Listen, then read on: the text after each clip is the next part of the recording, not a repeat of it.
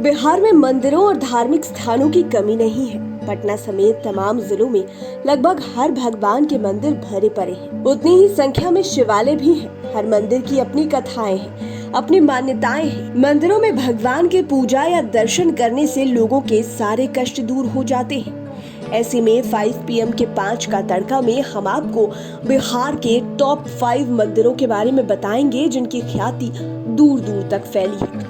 सबसे पहले बात करते हैं बिहार के प्रसिद्ध मुंडेश्वरी मंदिर की, जो कि कैमूर में स्थित है।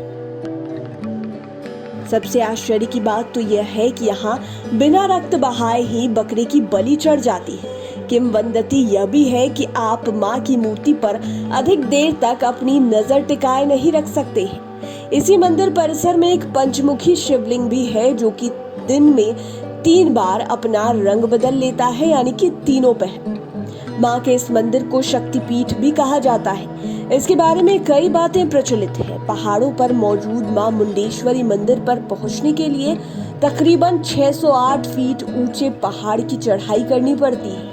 यहाँ प्राप्त शिलालेखों के अनुसार यह मंदिर 389 ईस्वी के आसपास का है, जो इसके प्राचीनतम होने का सबूत भी है। पहाड़ी पर बिखरे हुए कई पत्थर और स्तंभ हैं, जिनको देखकर अंदाजा लगता है कि उन पर श्री यंत्र सिद्ध यंत्र मंत्र उत्कीर्ण है। पवड़ा पहाड़ी के शिखर पर स्थित मां मुंडेश्वरी भवानी मंदिर की नक्काशी अपने आप में मंदिर की अलग पहचान दिलाती है। मंदिर इतना पौराणिक है कि मां की मूर्ति कब और किस पत्थर से बनी है, ये सब बातें शिलालेख पर अंकित है। शिलालेख से ही पता चलता है कि मंदिर में रखी मूर्तियां उत्तर गुप्त कालीन है और यह पत्थर से बना हुआ अष्टकोणीय मंदिर है। कहा जाता है कि एक जमाने में इस इलाके में चंड और मुंड नाम के असुर रहते थे, जो लोगों को काफी परेशान करते थे। भक्तों की पुकार सुन मां भवानी पृथ्वी पर आई और दोनों का संहार करके बाद में मां अंतर्ध्यान हो गई। तब से यह जगह मां मुंडेश्वरी देवी के नाम से प्रसिद्ध हो गया और लोग पूजा करने के लिए आने लगे। इस मंदिर में मां वाराही रूप में विराजमान है। उनका वाहन महिष है। मंदिर के अंदर की भव्यता और बनावट देखते ही बनती है। यह मंदिर 4 पायों पर टिका हुआ है। ऐसी मान्यता है कि यहाँ पूजा करने से मनोकामनाएं पूर्ण होती है। बिहार के सीतामढ़ी जिले के पुनौरा गांव में मां जानकी मंदिर है। इसे पुनौरा धाम के नाम से भी जाना जाता है। दरअसल यह धरती मां सीता की जन्मभूमि है, इसलिए इसका नाम सीतामढ़ी पड़ा है। शहर से 5 किलोमीटर पश्चिम में पुनौरा गांव स्थित है। इसी गांव में मां जानकी का भव्य मंदिर है। कहा जाता है कि एक बार मिथिला में भीषण अकाल पड़ा था। पुरोहित ने राजा जनक को खेत में हल चलाने की सलाह दी थी। पुनौरा में राजा जनक ने खेत में हल जोता था। जब राजा जनक हल चला रहे थे, तब जमीन से मिट्टी का एक घड़ा निकला था। उसी घड़े में मां सीता नवजात अवस्था में मिली थी। पुनौरा के आसपास मां सीता एवं राजा जनक से जुड़े कई तीर्थ स्थल हैं। जहां राजा ने हल जोतना प्रारंभ किया था, वहां पहले उन्होंने महादेव का पूजन किया था। उस शिवालय को हलेश्वर मंदिर के नाम से जाना जाता है। मान्यता है कि एक समय पर विदेह नाम के राजा ने शिव मंदिर का निर्माण पुत्रेष्टि यज्ञ के लिए करवाया था। इतना ही नहीं, पुनौरा धाम के मंदिर के पीछे जानकी कुंड के नाम से एक सरोवर है। इस सरोवर को लेकर मान्यता है कि इसमें स्नान करने से संतान प्राप्ति होती है। यहाँ पंत पाकार नामक एक जगह है। कहा जाता है कि यह जगह मां सीता के विवाह से जुड़ी हुई है। इस जगह पर प्राचीन पीपल का पेड़ अभी भी है। इसके नीचे पालकी बनी हुई है। इतना ही नहीं, अब मां सीता का भी मंदिर अयोध्या में बने राम मंदिर की तरह ही होगा। इसकी भी तैयारी शुरू कर दी गई है। इसके लिए जानकी सखी नामक संगठन काफी तेजी से काम कर रहा है। सीतामढ़ी में भव्य जानकी मंदिर के निर्माण का स्वरूप भी लगभग तय हो गया है। यह मंदिर अयोध्या की तरह ही भव्य बनेगा। बिहार से छठ पर्व की परंपरा जुड़ी है। छठ पूजा पर छठी मैया के साथ ही भगवान सूर्य की भी उपासना की जाती है। उस दिन डूबते और उगते सूर्य को अर्घ दिया जाता है, उसकी पूजा की जाती है। वैसे तो देश भर में भगवान सूर्य के कई प्रसिद्ध मंदिर हैं और सभी का अपना एक अलग महत्व है। इसी कड़ी में बिहार के औरंगाबाद जिले में स्थित देव सूर्य मंदिर का भी एक अपना अलग इतिहास है। छठ पर्व के दौरान इस मंदिर की खासियत और बढ़ जाती है। यहाँ हर साल छठ पूजा के लिए पारण के दिन सूर्य महोत्सव का आयोजन किया जाता है। यहाँ पर सूर्यकुंड तालाब का भी विशेष महत्व है।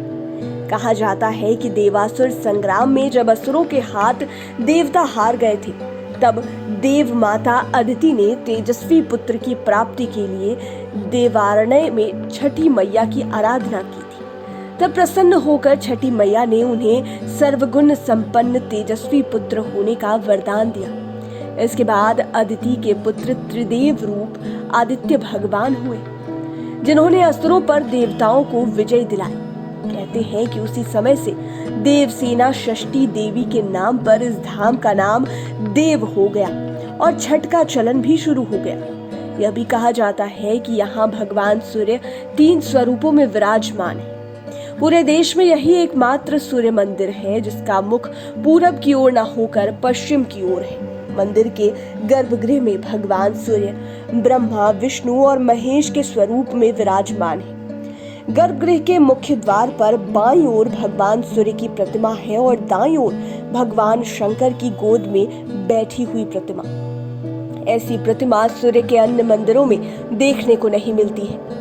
किंवदंती है कि इस मंदिर का निर्माण स्वयं भगवान विश्वकर्मा ने किया था, वह भी सिर्फ एक रात में ही। इस मंदिर के बाहर पाली लिपि में लिखित अभिलेख से पता चलता है कि इस मंदिर का निर्माण 8वीं-9वीं सदी के बीच हुआ था। यह सूर्य मंदिर बहुत ही विख्यात है। अब बात करेंगे गया के विष्णुपद मंदिर की। दरअसल गया तीर्थ सनातन परंपरा से जुड़ा हुआ शहर है। तीर्थराज प्रयाग, ऋषिकेश और वाराणसी की ही तरह गया 7 पुरियों में तो शामिल नहीं है, लेकिन यह स्थान स्वर्ग का द्वार माना जाता है। पितृपक्ष के अवसर पर यहाँ पितरों को तर्पण आदि दिया जाता है। मान्यता है कि सर्व पितृ अमावस्या के दौरान गया में पितरों को पानी देने से वह तृप्त होते हैं और बैकुंठ पहुँचते हैं। इसी गया क्षेत्र में भगवान विष्णु का प्रसिद्ध मंदिर है। भगवान विष्णु के पद चिन्ह होने की वजह से ही इसे विष्णुपद मंदिर कहा गया है। धर्म का एक आधार होने के कारण इसे धर्मशिला के नाम से भी जाना जाता है। माना जाता है कि पितरों के तर्पण के बाद इस मंदिर में भगवान विष्णु के चरणों के दर्शन करने से समस्त दुखों का नाश होता है। इस मंदिर से जुड़ी एक पौराणिक कथा भी है। कहा जाता है कि एक समय यहाँ पर राक्षस गयासुर का वर्चस्व था। वह लोगों को काफी प्रताड़ित करता था। उसी राक्षस को नियंत्रित करने के लिए भगवान विष्णु ने शिला रखकर उसे दबा दिया था। इसी से शिला पर भगवान विष्णु के चरण छप गए। विष्णुपद मंदिर का निर्माण कसौटी पत्थर से हुआ है। उस मंदिर की ऊंचाई करीब 100 फीट है। सभा मंडप में 44 स्तंभ है। 54 वेदियों में से 19 वेदी विष्णुपद में ही है, जहां पर पितरों के मुक्ति के लिए पिंडदान होता है। मंदिर के पास ही सीता कुंड है। कहा जाता है कि मां सीता ने यहाँ बालू से पिंड बनाकर महाराज दशरथ का पिंडदान किया था। अब बात करेंगे पटना के महावीर मंदिर की। यह मंदिर भगवान श्री हनुमान जी को समर्पित है। इतना ही नहीं, यह मंदिर बिहार के साथ ही देश के सर्वोत्तम और प्राचीन हनुमान मंदिरों में से एक है। लाखों भक्तों की आस्था से जुड़ा यह मंदिर अपने धार्मिक महत्व और मान्यताओं के लिए जाना जाता है। इस मंदिर के बारे में यह मान्यता है कि यहाँ आने वाले हर भक्त की मुराद जरूर पूरी होती है। कोई भी भक्त यहाँ से खाली हाथ नहीं लौटता है। इस मंदिर के निर्माण में रिटायर्ड IPS अधिकारी आचार्य किशोर कुणाल और उनके सहयोगियों की काफी बड़ी भूमिका रही और बड़ा योगदान रहा। आचार्य किशोर कुणाल ही महावीर मंदिर ट्रस्ट के सचिव भी हैं। इस मंदिर के सहयोग से ही अयोध्या स्थित भगवान श्री राम के मंदिर में प्रतिदिन सीता रसोई का आयोजन किया जाता है। इसके तहत हजारों लोगों को भोजन भी कराया जाता है। महावीर मंदिर का निर्माण स्वेच्छा से आए हुए दान की राशि से हुआ है। इसके पुनर्निर्माण के दौरान आयोजित की गई कार सेवा में हजारों भक्त शामिल हुए थे और स्वेच्छा से लोगों ने दान किया था। मंदिर में श्री हनुमान जी की 2 युग्म प्रतिमाएं एक साथ हैं। पहली प्रतिमा परित्राणाय साधु नाम है, जिसका अर्थ है अच्छे व्यक्तियों की सुरक्षा के लिए, और दूसरी प्रतिमा विनाशाय च दुष्कृताम है, जिसका अर्थ होता है दुष्ट व्यक्तियों की बुराइयां दूर करने के लिए। श्री हनुमान जी के अलावे मंदिर परिसर में भगवान राम, भगवान कृष्ण और दुर्गा माता के भी मंदिर हैं। इन मंदिरों में राधा कृष्ण, राम सीता, शिव पार्वती, नंदी, भगवान गणेश समेत तमाम देवी देवताओं की मूर्तियां स्थापित हैं। इसके अलावे इस मंदिर के बगल में पीपल का एक पेड़ भी है, जिसमें भगवान शनिदेव विराजमान है। इतिहास के पन्नों को पलटें तो यह मंदिर 1900 ईस्वी तक रामानंद संप्रदाय के अधीन था। इसके बाद 1948 ईस्वी तक गोसाई सन्यासी संप्रदाय के अधीन रहा। सन 1948 ईस्वी में पटना उच्च न्यायालय ने इसे सार्वजनिक मंदिर घोषित किया। इसके बाद 1983 से 1985 के बीच आचार्य किशोर कुणाल और उनके सहयोगियों के योगदान से इस मंदिर का पुनर्निर्माण कराया गया। इसकी प्रथम मंजिल पर एक अस्थायी राम सेतु का पत्थर भी लगा हुआ है। यह पत्थर कांच के एक पात्र में रखा गया है। इस पत्थर का विशिष्ट भार 13,000 mm है, जबकि इसका वजन लगभग 15 किलो है। यह पत्थर पानी में तैर रहा है, जो कि कभी डूबता नहीं। मंदिर की दूसरी मंजिल पर कई तरह के धार्मिक आयोजन भी किए जाते हैं। उम्मीद है ये वीडियो आपको पसंद आया होगा। इसी तरह के वीडियोस के लिए हमारे चैनल 5 PM को सब्सक्राइब कर लें, साथ ही फेसबुक पेज को भी लाइक करें। धन्यवाद।